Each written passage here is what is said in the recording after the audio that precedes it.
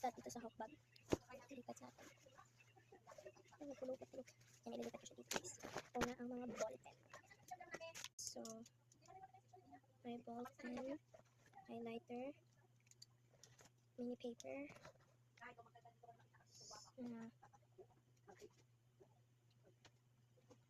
lagay na natin siya dito. Kain. Hindi. Yung pulbo ko. Pulbo at glue ko. Lagay ko rin dito. May space pa. Pero hindi ko na siya masyado lalagyan kasi mahirap magkuha ng ballpen pag maraming space. Ay, pag wala ng space.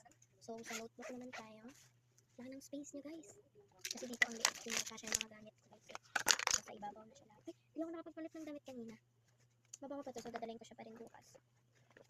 Sticky note. Oh, nasa dito. Ay, bukas. I mean, sa Lunes ko pa na siya dadalhin. Opo, kasi Sabado po bukas. Mga papel ko, bututan. Trash can ka. Ayan. So, labas muna natin lahat ng gamit. Itong gloves, sa Monday ko pa ito kailangan. So, ilalagay ko muna siya dyan. Sobrang dami ka na. Di ko na ibubukas para hindi matalak. So, lagay na natin siya dito. First, yung mga papel ko. Dito ko rin kasi nilalagay yung baon ko. Kaya nilipat ko siya dito para malaki yung space. Pag doon kasi nasisikipan ako. Mga notebook ko. Saglit lang.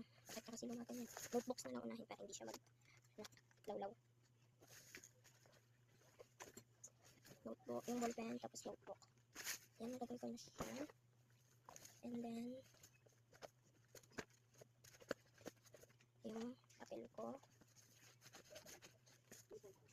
At, yung mini fan, dito na lang siya sa gilid. Kasi may space na. Alcohol ko, dito na lang din. Pabango ko, dito sa harapan. Suklay ko, dito na lang din siya sa harap, sa gilid. Yan, diba? Ang dami pang spasyo. Spasyo means space, guys. Baka sabihin yung mansion. Kasi palasyo, espasyo.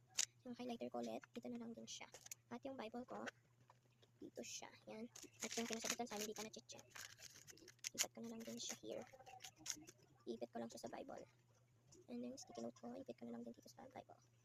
At ang aking sleeper, kailangan kasi namin to sa loob ng room para hindi maputik. Yes, kailangan namin to guys, para hindi daw maputik. Pag umuulan, kailangan namin mapalit ito. So, dito siya sa kabilang side ng bag ko. And then, meron pa akong space. Wait, dito ko ilalagay yung kanin ko sa space na yan. Pack ko na rin lahat. Sasara ko na siya. At ite-testing ko na. Ito na siya guys. Ito na siya. So, yun lang naman. Bye-bye.